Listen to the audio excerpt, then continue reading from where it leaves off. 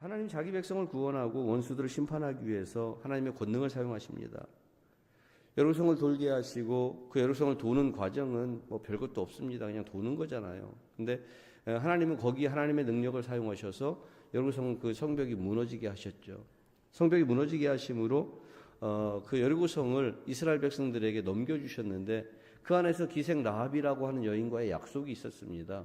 그 여인과의 약속을 신실하게 지키시는 그 하나님의 모습 속에서 하나님이 얼마나 자비하시고 하나님이 얼마나 긍휼이 많으신 분인가, 믿는 자들에게 하나님이 어떤 은혜를 베푸시는 분인가를 우리에게 보여주시는 것이죠. 오늘 저와 여러분들이 이 하나님이 우리에게 보여주시는 은혜의 빛을 볼 수 있는 눈이 저와 여러분들에게 있기를 주의 이름 간절히 축원합니다. 자, 여리고성을 정탐할 때 여호수아는 2명의 정탐꾼을 여리고성으로 들여보냈습니다. 가서 그 땅을 탐지하라, 그 땅을 정탐하라 라고 이야기했습니다. 그래서 그 두 정탐꾼이 여리고성에 들어갔을 때 그들에게 도피처를 제공해 준 사람이 누구냐면 라합입니다. 그래서 그 도피처를 제공해 준 것이 인연이 되어서 라합과 약속을 맺는 것이죠. 그 자기들을 도피시켰던 그 라합의 집에 온갖 일가 친척들, 아는 사람들 다 모아가지고 그 안에 있는 자들은 하나님께서 구원하시겠다라는 약속을 주신 거잖아요. 그래서 그 정탐꾼들을 오늘 보냈을 때 그렇게 이야기하는 거예요. 너희가 그 여인에게 맹세한 대로라고 이야기하는 것입니다. 너희가 가서 그 여인에게 맹세한 대로 그들에게 행하라는 것입니다. 어떻게 알아요? 하나님께서 하나님의 그 이름으로 그들이 맹세하고 그들이 라합과의 약속을 맺었기 때문에 하나님의 이름으로 시행하라는 것입니다. 오늘 여러분, 우리가 이 땅을 살면서 하나님의 말씀을 붙잡았고 그 말씀을 기초로 해서 세상 가운데 나갔고 세상에서 누구를 만나든지 하나님의 말씀을 그들을 대했다면 그 말씀 때문에 우리가 손해보는 일이 있어도 때로는 우리가 불편한 것들이 있어도 그 약속을 지킬 수 있는 자들이 되시길 주의 이름 간절히 축원합니다. 그때에 하나님의 나라가 무엇인지, 하나님의 자비가 무엇인지, 하나님의 긍휼이 무엇인지를 알게 되는 것입니다.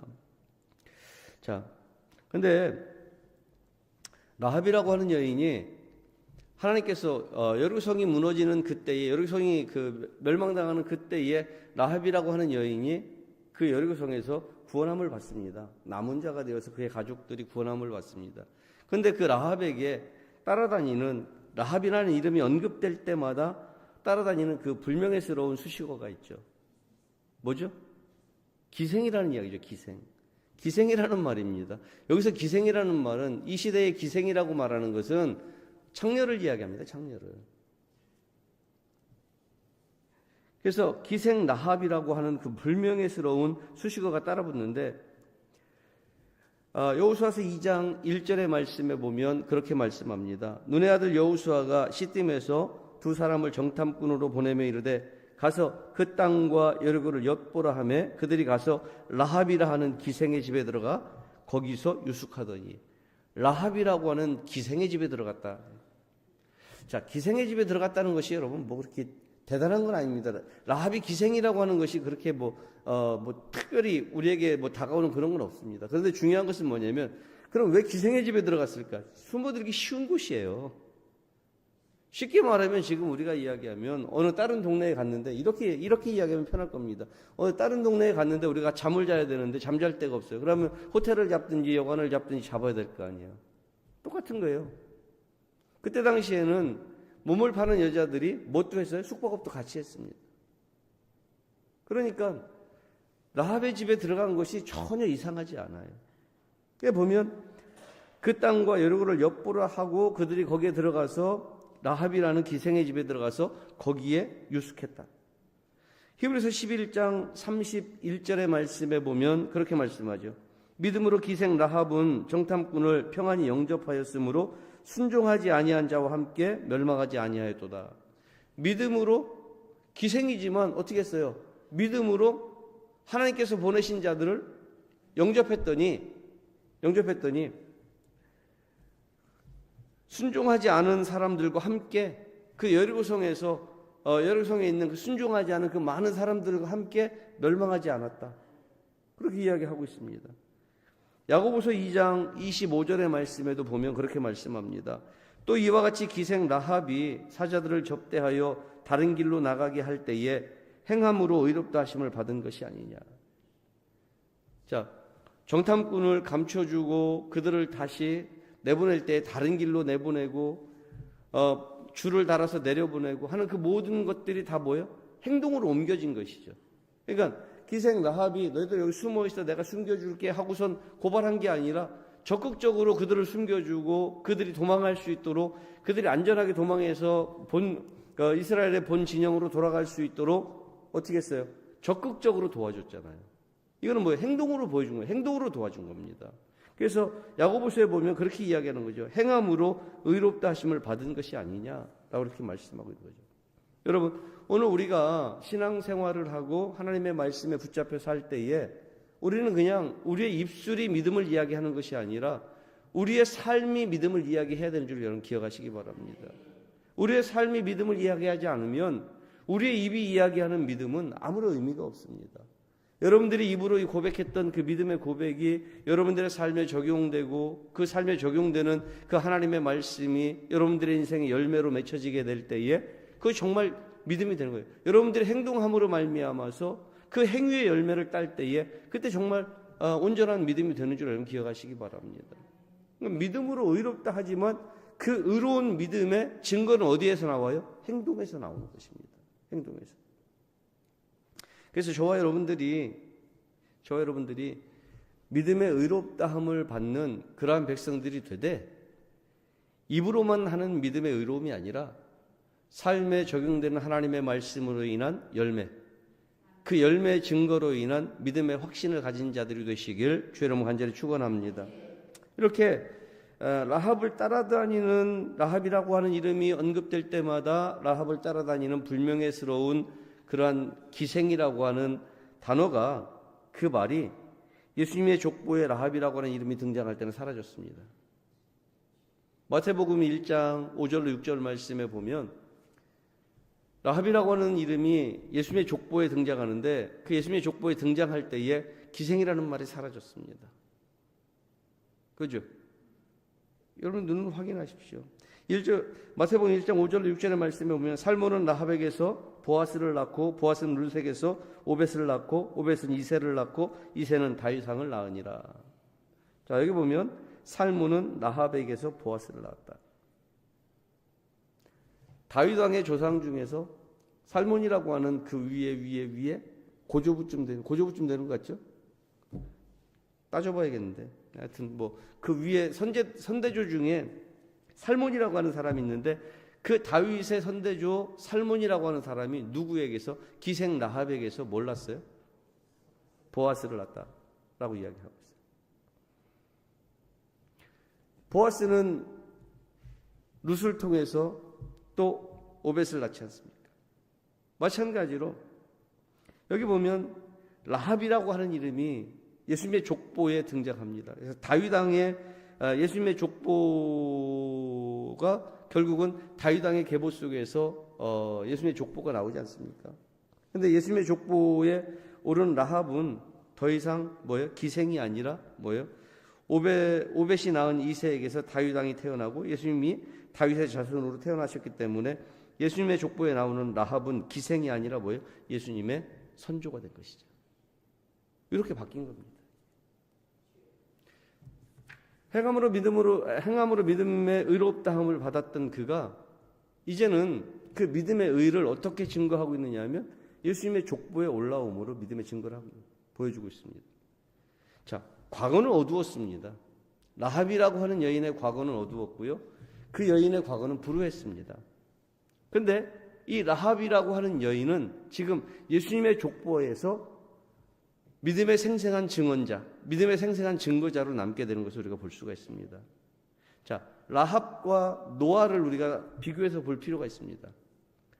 자, 노아는 배를 만들면서 몇 년이 걸렸죠? 120년 걸렸잖아요. 120년. 120년 세월 동안에 노아는 뭘 했어요? 끊임없이 자기 주변의 사람들에게, 자기 가족들에게 어떻게 했을까요? 끊임없이 야, 하나님께서 물로 심판하신대, 하나님께서 홍수로 심판하신대, 그래서 나보고 여기서 배를 만들라고 그랬어. 끊임없이 하나님의 심판을 전하고 끊임없이 이 배에 너희들은 올라와야 되라고 이야기했을 거예요. 근데 120년 동안 전하고 얻은 결과가 뭐냐면 노아를 포함한 7명의 가족, 노아를 제외한 7명의 가족, 그러니까 8명의 노아의 7명의 가족, 그래서 8명의 가족만 구원을 받게 된 거죠. 120년의 결과입니다. 이것이 노아에게는 120년의 결과인데 룻에게는 단 몇 주 만의 결과인 거예요. 룻은 단 몇 주 만에 이런 결과를 가지고 있습니다. 이 라합이라고 하는 여인은 겨우 몇 주 만에 동일한 결과를 얻고 있는 것으로 볼 수가 있죠. 이거는 우리를 보고 이거를 갖다 그러면 왜 노아는 그랬고 라합은 이랬습니까? 라고 묻는다면 그건 뭐 내 맘대로 된 게 아니잖아요. 하나님의 뜻대로 된 것이기 때문에 내가 왜 그렇게 됐냐라고 묻는 여러분들에게 왜 그렇게 됐다라고 이야기는 못 해드립니다. 이야기를 해드릴 수도 없고요. 그럼 다만 여러분들에게 드릴 수 있는 이야기는 뭐냐면 하나님이 그렇게 생각하셨고 하나님이 그렇게 행하셨다는 거죠. 이 라합은 겨우 몇 주 만에 노아와 동일한 결과를 얻습니다.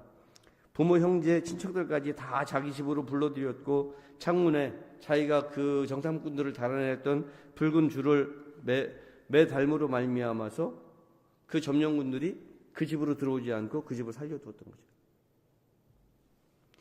여호수아서 2장 18절의 말씀에 보면 그렇게 말씀합니다. 우리가 이 땅에 들어올 때에 우리를 달아내린 창문에 이 붉은 줄을 매달고 내 부모와 형제와 내 아버지의 가족을 다 내 집에 모으라. 이렇게. 자, 다 내 집으로 모으라. 그러면 하나님께서 뭐 하시겠다? 남겨놓으시고 죽이지 않겠다는 것이죠. 이건 하나님의 놀라운 은혜입니다. 하나님의 자비를 이야기하는 것이고 하나님의 긍휼을 이야기하는 것입니다. 자, 라합처럼 오늘 우리는 라합처럼 믿는 자들로 우리가 부름을 받았습니다. 그렇기 때문에 라합처럼 믿는 자들은 어떻게 되냐? 복된 소식을 믿지 않는 자들과 함께 나누어야 되는 것입니다. 자, 라합이 믿었고 라합이 숨겨졌고 라합이 살려졌고 다 라합이 했습니다. 그리고 라합이 하나님 앞에서 믿음의 고백도 라합에게 있습니다. 그런데 누가 구원을 받았어요? 그의 일가 친척들이 다 구원을 받았습니다. 이게 지금 오늘 우리에게 주시는 핵심입니다. 우리도 라합처럼 믿음을 가지고 우리가 믿음의 선포를 하고 우리의 가정 속에서 우리가 살아가는 삶의 현장 속에서 우리의 지역 속에서 믿음의 이야기를 하고 사는 믿음의 사람들입니다. 우리는 믿음의 사람으로서 우리가 해야 될 일은 뭐냐면 라합처럼 이 복된 소식, 예수 그리스도에 대한 복된 소식을 어떻게 해야 돼요? 믿지 않는 자들과 함께 그들을 불러서 나누어야 되는 것입니다. 믿지 않는 사람들을 여러분들의 집으로 불러드려야 됩니다.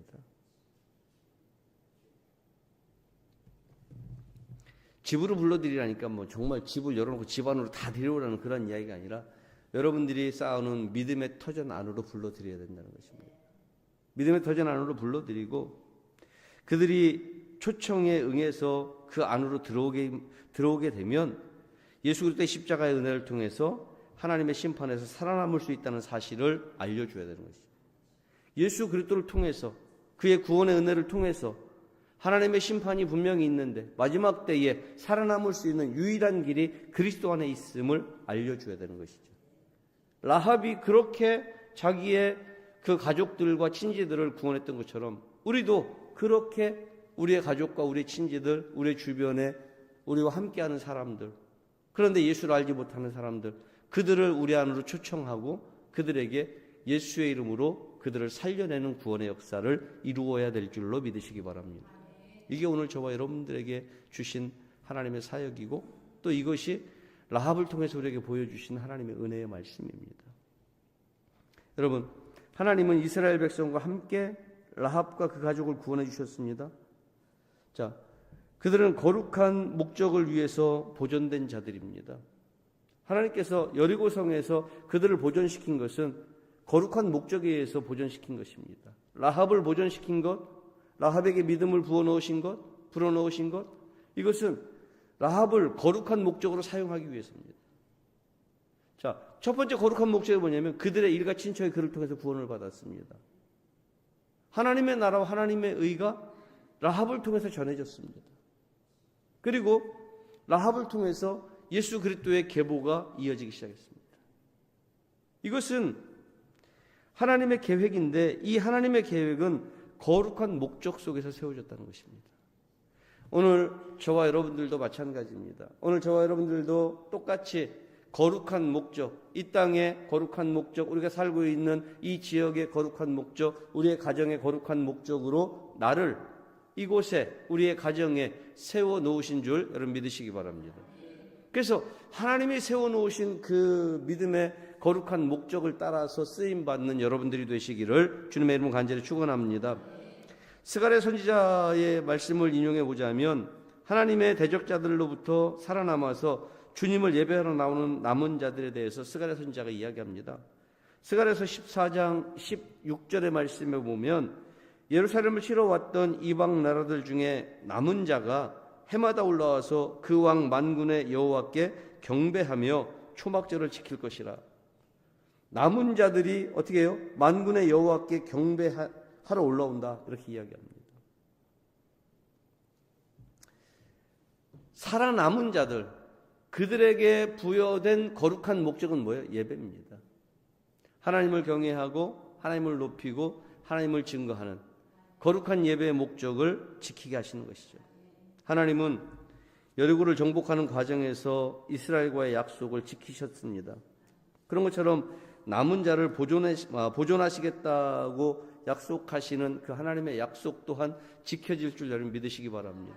그리고 우리를 이곳에 거룩한 목적으로 보존시켜 놓으신 이유가 분명히 있음을 알고 우리를 보존시키신 그 이유와 그 목적을 따라서 쓰임받는 여러분들이 되시길 주님의 이름으로 간절히 축원합니다. 그리스도인이 하나님께 대적하는 사람들까지 보살피는 것은 쉬운 일 아닙니다. 그러나 우리는 이 사실을 알아야 됩니다. 어떤 사실을 알아야 되느냐? 예수님이 잃어버린 영혼들을 위해서 자기 생명을 내어주신 것도 결코 쉬운 일이 아니야. 여러분, 우리같이 죽을 수밖에 없는 인생들, 이방인으로서 유대인들의 말대로라면 지옥의 불쏘시개 밖에 되지 않는 우리 같은 인생들을 위해서 주님이 십자가를 지셨습니다. 자기 생명을 내어놓으셨습니다. 정말 나처럼 쓸모없는 자를 위해서 주님이 생명을 내어놓으셨다? 그 일은 더더욱 힘든 일입니다. 쉬운 일이 아니었다는 것이죠. 하지만 주님은 우리를 위해서 자기의 생명을 내어놓으셨습니다. 무엇 때문에? 하나님의 거룩한 목적 때문에. 마태복음 26장 39절의 말씀에 보면 그렇게 말씀합니다. 조금 나가사 얼굴을 땅에 대시고 엎드려 기도하여 이르시되 내 아버지여 만일 할만하시거든 이 잔을 내게서 지나가게 하옵소서. 그러나 나의 원대로 마시옵고 아버지의 원대로 하옵소서 하시고 이렇게 말씀합니다. 해보니까 그렇게 말씀합니다. 하나님 할만하시면 이 잔, 내가 정말 저들을 위해서 져야 되는 이 십자가의 잔을 지나갈 수만 있다면 지나가게 해주시고 그게 정 안 되겠다면 아버지 뜻대로 되기를 원합니다. 이 이야기가 쉽게 나온 이야기가 아니라는 것을 여러분 기억하십니다. 이 이야기가 나온 것은 예수님이 충분히 기도하시고 하나님 앞에 충분히 인간적 아픔과 고통을 고뇌하시고 그것을 하나님 앞에 기도로 풀어내시고 그러나 역시 아버지께서 나를 이 땅 가운데 보내신 거룩한 목적 그리고 내가 이 십자가 앞에 보존되어져 있는 이 거룩한 목적은 저들을 위해서 내 생명을 내어주는 것이라는 것을 주님이 아셨던 것이죠. 그래서 아버지의 원대로 되기를 원한다 라고 그렇게 고백하고 있는 것입니다. 아버지는 아들의 신실한 순종을 통해서 원수들에 대해서 궁극적 승리를 거두시는 것입니다. 그렇잖아요. 십자가를 통해서 구원의 궁극적 성취를 이루시고 궁극적 승리를 거두셨다는 것입니다. 우리도 마찬가지입니다. 성도로서 믿지 않는 사람들에게 복음을 증거하고 또 기도하고 말씀을 전함으로 하나님의 승리에 동참하는 자들이 되시기를 주 여러분 간절히 축원합니다. 하나님께서 우리를 이 땅 가운데 이곳에 거룩한 목적을 가지고 보존시키신 이유는 이겁니다. 여러분들이 증인이 되고 여러분들이 기도자가 되고 여러분들이 말씀을 선포하는 선포자가 되고 그래서 여러분들을 통해서 하나님의 승리, 그 승리에 동참케 하심으로 하나님의 거룩한 보존의 법칙을 이루기를 원하시는 겁니다. 저 여러분들의 인생 앞에 하나님이 나를 보존하신 이유를 잘 기억하시면서 하나님의 거룩한 승리에 동참하는 일꾼들이 되시기를 주님의 이름으로 간절히 축원합니다. 기도하겠습니다. 거룩하신 우리 아버지, 은혜를 감사합니다. 하나님의 말씀을 저희들이 듣습니다. 하나님, 우리를 보존하신 거룩한 목적이 이곳에 있음을 주여 기억합니다. 하나님, 우리를 보존하신 그 거룩한 목적을 따라서 저희들도 하나님의 승리에 동참하는 일꾼들이 되게 하나님 역사하여 주옵소서. 감사를 드립니다. 예수님 이름으로 기도하옵나이다. 아멘.